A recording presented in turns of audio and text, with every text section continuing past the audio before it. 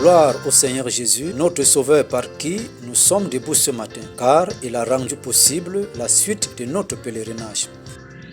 Face au tribunal de Satan que nous étions tenus en cette nuit, en cette année qui s'est écoulée, et devant tout autre conflit dans le royaume des ténèbres, il a gagné le procès en notre faveur. Une louange et adoration s'impose encore en ce jour, ce matin, en ce mois, et même en cette année à son égard, car il mérite cela.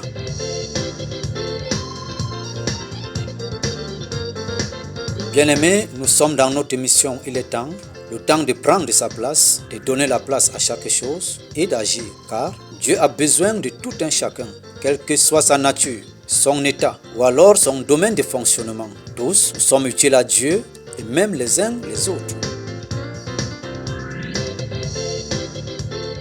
La Bible dit que nous sommes l'odeur de Christ. Cela veut dire que nous sommes sortis de lui.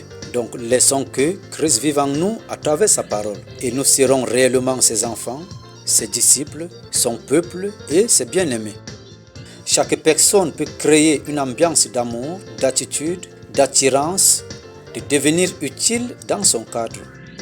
Nous n'aurons pas toujours besoin d'avoir un don ministériel ou alors du Saint-Esprit, à savoir l'apôtre, le prophète, le pasteur, l'évangéliste, le docteur, ou même d'être appelé particulièrement pour être utile à Dieu. Ce qui compte, c'est notre cœur, par qui Dieu fait dépôt pour tout un chacun, qui peut le rendre utile et important ou importante aux yeux de l'Éternel, et même au milieu des hommes, lorsque nous mettons en valeur la grâce que nous sommes. Donc bien-aimé, tu es utile à travers ton cœur de ce qui est semé dans ton esprit. Ce que ton cœur peut produire en épousant la pensée de Dieu selon sa parole. Les Saintes Écritures, la Bible, nous témoignent que Joseph n'était pas apôtre, mais il avait une vision sur la terre avec le Seigneur. Et pourtant, bien-aimé, son cheminement n'avait pas l'air d'une vision qui s'annonce, une personne qui sera honorée. Et de même, beaucoup de nous avons des situations, des choses bizarres, des épreuves, des tribulations et parfois la torture, les maladies dont on ignore la source et nous ne savons où ceci nous amène souvent.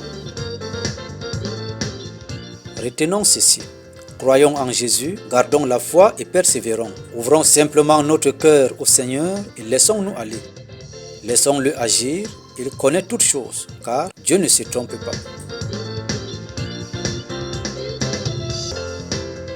Dieu peut te montrer la vision de ce que tu es et de ce que tu dois devenir. Il te parlera de son amour envers toi, te donner la prophétie et la révélation de ta vie, de ce que tu dois faire pour lui. Mais difficilement, il ne te donnera pas le cheminement en détail, les choses qui doivent arriver sur le chemin avant de posséder ton héritage, avant de vivre sa gloire. Et pourtant, bel et bien, toutes ces choses font partie de ta mission. Car il y a des choses vivantes en nous qui ne doivent pas participer à la gloire de Dieu, que Dieu doit tuer en cours de chemin. Cela veut dire que si tu résistes à Dieu, tu vas plutôt compliquer la réalisation de ta vision. Esther n'était pas une prophétesse ou alors un pasteur, mais elle avait une vision. Noé avait une vision, Ruth avait une vision, Marie avait une vision et les autres. Bien-aimés peuple de Dieu, disposons-nous à recevoir le Seigneur tel qu'il se présente à nous.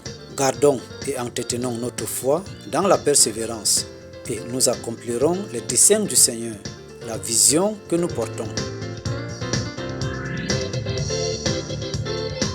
Retrouvez-nous dans 00228 70 72 30 34 00228 70 72 30 34 avec votre témoignage pour l'édification. Puis dans Facebook et YouTube pour continuer à suivre la grâce relâchée. Au nom de Jésus-Christ. Je déclare la faveur de Dieu sur toi en ce week-end, en cette semaine. Au nom de Jésus-Christ. Amen.